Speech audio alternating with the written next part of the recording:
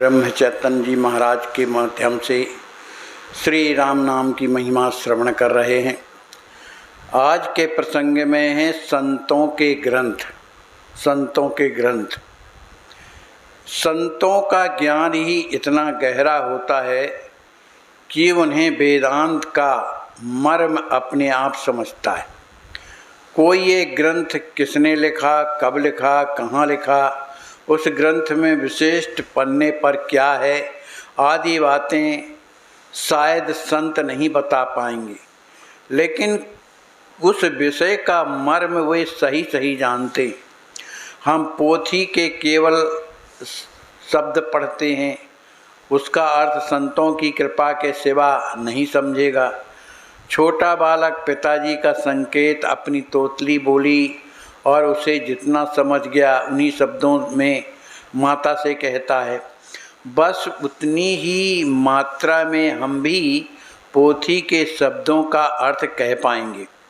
संतों ने ग्रंथ लिखे, इसका कारण है कि जिनको अपनी बुद्धि से उनका अर्थ समझ लेना वह समझ ले और परमार्थ करे। संतों के वचनों का अर्थ खींचा तानी करके समझाने का प्रयास न करें। माने तोड़ मरोड़ के नया अर्थ निकालते हैं लोग, जबकि उसका कोई अस्तित्व तो नहीं रहता। वो संदर्भ ही अलग हो जाता है। तो खींचा तानी करके समझने का प्रयास न करें, उनका सीधा अर्थ लें। ग्रंथ पढ़ते समय अपने मतों को अलग रखो। जैसे एक अक्षर पर दूसरा अक्षर लिखने पर पहला अक्षर दिखाई नहीं देता और समझ में भी नहीं आता, वैसे ही अपना मत ग्रंथों के मतों पर लाद कर मत पढ़ो। ग्रंथ शुद्ध मन से पढ़ो। यदि अपने पिताजी का पत्र हमें मिला है, हम उस पत्र का एक एक अक्षर सावधानी से पढ़ते हैं। वैसे ही ज्ञानेश्वरी, दासबोध आदि ग्रंथ मन लगा करके पढ़ें। कई लोग जो पोथी सुनने के लिए आते हैं, वे लोग हमें अच्छा कहें इसलिए या अन्य कहीं मनोरंजन नहीं होता इसलिए या कोई दूसरा उद्योग नहीं इसलिए आते। ऐसा करना योग्य नहीं है। वस्तुतः संतों के ग्रंथ पढ़कर हमें स्वयं क्या करना चाहिए उसे ढूंढकर जानकारी प्राप्त करना चाहिए, तदनुसार आचरण करना चाहिए। लेकिन ऐसा कृतिशील आचरण करने वाले लोग बहुत कम होते हैं। ये ग्रंथ पढ़कर उनका सही अर्थ जानने वाले थोड़े अधिक होते हैं। बहुत बड़े संतों का ग्रंथ है, इसलिए उसे पढ़ना ही चाहिए, ऐसा कुछ लोगों को लगता है। इसलिए पढ़ने वाले और भी अधिक होते हैं, और उससे भी अधिक ये ग्रंथ कतई न पढ़ने वाले ज़्यादा होते हैं। संसार का रस्म रिवाज का एक सिलसिला बंधा हुआ है। यह जो संसार का किसी एक ही दिशा में जाने वाला प्रवाह होता है, उसके विपरीत जाने का मार्ग संतों से सीखना चाहिए। संतों को केवल व्यवहार के लिए देह का स्मरण रहता है। वे देह को छाया की तरह मानते हैं। छाया को दुख होना या पीड़ा होना योग्य नहीं। फिर भी संत के मन पर सुख दुख का कोई परिमाण नहीं होता। संतों के लिए कुछ लोग बहुत परिश्रम करते हैं। ये लोग उनके नातेदार भी नहीं होते।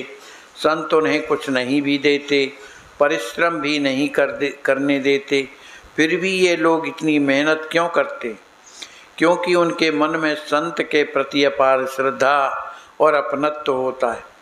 संत एकांत में जाते हैं, इसका कारण उन्हें एकांत में मिलने वाले लोग अलग होते हैं। लोगों के भीतर मिलने वाले अलग लोग होते हैं। लोगों के भीतर या समाज में संतों की शांति बिगड़ जाती। सही तो आप सब प्रकार के लोग होते, उनके बीच में बैठ के का भजन करोगे? ऐसी बात नहीं है, किंतु समाज में जितने वे मिल नहीं पाते उनसे मिलना संभव हो, इसलिए एकांत में चले जाते हैं। संत हमें क्या करते हैं? जगाते हैं। साक्षात विषय की अपेक्षा विषयासक्त मनुष्य की संगति बहुत बुरी। विषय उतना बुरा नहीं जितना विषयासक्त का साथ करना बुरा होता है। जैसे संसार में वैसे ही परमार्थ भी लागू होता है। संगति का असर सदा मन पर होता है, अतः अच्छे विचारों के आदमी की संगति करें, अच्छा बुरा स्वयं पहचानें। अपने स्वयं को सुधारने के बजाय हम संसार को सुधारने की कोशिश करते हैं, यही हमारी सबसे बड़ी भूल है। संसार में संत होंगे ऐसा अनेक लोगों को लगता ही नहीं। संत को पहचानने के लिए हमारे भीतर भगवान के प्रति अल्प मात्रा में क्यों ना हो प्रेम चाहिए। हम अपना ध्येय भूल गए थे, तब संतों ने हमें जगाया, सावधान किया। जब हम गलत राह पर चल रहे थे, तब संतों ने हमसे तू रास्ता भूल गया है यह कहकर हमें जागृत किया। अतः जिधर हमारी पीठ थी उधर हमने मोह किया और चलने लगे। ऐसा करने पर ही हम गंतव्य पहुंच पाएंगे। संत आनंद रूप हो जाने के बाद आराम से नहीं बैठते। वे जो लीलाएं करते हैं वे संसार के कल्याण के लिए होती हैं।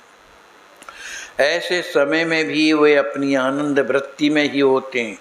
वे आराम से बैठे दिखाई देते हैं, तब भी वे संसार का कल्याण करते रहते हैं। हम तड़प तड़प कर व्यर्थ शक्ति गंवाते हैं, उसकी अपेक्षा वे तो शांति में बैठकर जीवित रहते हैं। यह तो हमेशा अच्छा ही है। संत आनंद रूप होते हैं, अतः उनके वचनों के अनुसार हम व्यवहार करें। लोगों को उपदेश करने का संतों का हेतु एक ही होता है। वह हेतु यह है कि जो मुझे ज्ञात हुआ है वह लोगों को ज्ञात हो और सुखी बने। संत अपने स्वार्थ की दृष्टि में कुछ नहीं कहते, अतः उनका कहना असत्य होगा ऐसा हम कैसे कह सकते हैं। गृहस्थी दुखदायक है, यह जब हमें ज्ञात हुआ तो हमें उसके लिए उपाय ढूंढना चाहिए। यह उपाय संतों ने जो ग्रंथ में लिखे हैं उनमें मिलता है। उन ग्रंथों में जो कहा वह हम करें। हम ग्रंथों में जो पढ़ते हैं उसे आचरण में नहीं लाएंगे तो उसका क्या उपयोग है। वाचन का मनन होना चाहिए, साथ साथ चलना चाहिए। जिन संतों के ग्रंथ हम पढ़ते हैं उनकी कृपा के बिना ग्रंथों का अर्थ समझ में नहीं आता। जिस पर उनकी कृपा है उसे विद्वान न होते हुए उन ग्रंथों का सही अर्थ सहजता से समझ में आता है। विद्वान कल्पना के आधार से सत्य स्वरूप का वर्णन करता है, लेकिन संत निश्चित ही और अनुभव के सत्व स्वरूप कहते हैं। माने संत जो है अनुभव करके कहते हैं, और विद्वान लोग अपनी कल्पना से कहते हैं, यहाँ वहाँ की चौपाई ले करके और घटा दिया, एक नया अर्थ निकाल दिया। लेकिन संत ऐसे नहीं, वो अनुभव की बात बोलते हैं। बोलिए श्री सीताराम नाम महाराज की जय।